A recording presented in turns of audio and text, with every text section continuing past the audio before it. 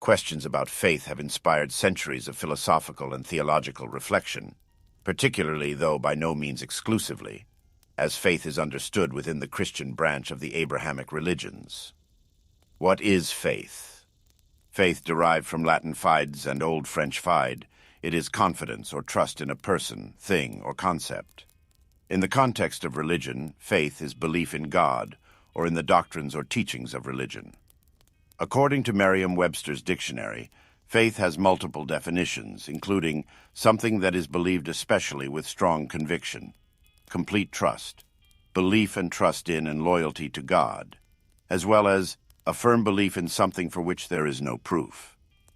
What makes faith reasonable or unreasonable, valuable or disvaluable, morally permissible or impermissible, virtuous or vicious? How does faith relate to psychological states such as belief, desire, trust, and hope? How does faith relate to action? To what extent is faith under our voluntary control? Because answers to these further questions depend on what your faith is, as well as on assumptions about relevant evaluative norms and the philosophical psychology and theory of action applicable to faith. We shall focus on the nature of faith, while also touching upon implications of various models of faith for assessments of its reasonableness and value. Faith is a broad term, appearing in locutions that point to a range of different phenomena. We speak of having faith that you will succeed despite setbacks, having faith in democracy, putting faith in God, believing that God exists by faith, being a person of faith, professing and keeping the faith or losing it, keeping or failing to keep faith with someone, and so on. At its most general, faith means much the same as trust. Uses of faith and faithfulness closely parallel trust and trustworthiness, and these are often used interchangeably. Yet one of the striking and intriguing facts about theorizing in this area, the study of faith, faithfulness, and related phenomena, is that people have offered radically different accounts of what faith is, to such an extent that there remains disagreement even about the basic ontological category to which faith belongs. Is it a psychological state? And if so, is it cognitive, affective, evaluative, or perhaps some combination of both? Is it an act or disposition to act? Or is there at least some sort of connection to action essential to faith? And if so, to what sorts of acts? Religious people often think of faith as confidence based on a perceived degree of warrant or evidence, while others who are more skeptical of religion tend to think of faith as simply belief without evidence. In the Roman world, it was understood without particular association to gods or beliefs.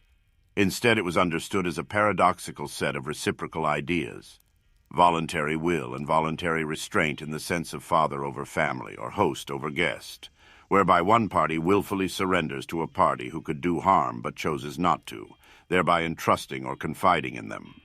Thomas Aquinas once said faith is an act of the intellect assenting to the truth at the command of the will. Religion has a long tradition, since the ancient world, of analyzing divine questions using common human experience such as sensation, reason, science, and history that do not rely on revelation, called natural theology. If we were to look at James W. Fowler's stages of faith and their meanings, he proposes a series of stages of faith development, or spiritual development, across the human lifespan. His stages relate closely to the work of Piaget, Erikson, and Kohlberg, regarding aspects of psychological development in children and adults. Fowler defines faith as an activity of trusting, committing, and relating to the world based on a set of assumptions of how one is related to others in the world. Number 1, intuitive projective, confusion and of high impressionability through stories and rituals, preschool period. Number 2, mythic literal, provided information is accepted in order to conform with social norms, school-going period. Number 3, synthetic conventional. The faith acquired is concreted in the belief system with the foregoing of personification and replacement with authority in people or groups that represent one's beliefs, early-late adolescence. Number 4, individuative reflective. The person critically analyzes adopted and accepted faith with existing systems of faith. Disillusion or strengthening of faith happens in this stage, based on needs, experiences, and paradoxes, early adulthood. Number 5, conjunctive faith. People realize the limits of logic and, facing the paradoxes or transcendence of life, accept the mystery of life and often return to the sacred stories and symbols of the pre-acquired or readopted faith system. This stage is called negotiated settling in life, midlife. Number 6. Universalizing faith. This is the enlightenment stage, where the person comes out of all the existing systems of faith and lives life with universal principles of compassion and love, and in service to others for uplift, without worries and doubt. Middle-late adulthood, 45, 65 years old and beyond.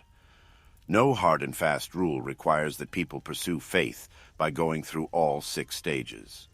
There is a high probability for people to be content and fixed in a particular stage for a lifetime. Stages 2 and 5 are such stages. Stage 6 is the summit of faith development. This state is often considered as not fully attainable. From a religious faith aspect, faith is meant first as conscious knowledge, second, as the practice of good deeds, and ultimately as the acceptance of the divine authority of the manifestations of God. In the religion's view, faith and knowledge are both required for spiritual growth.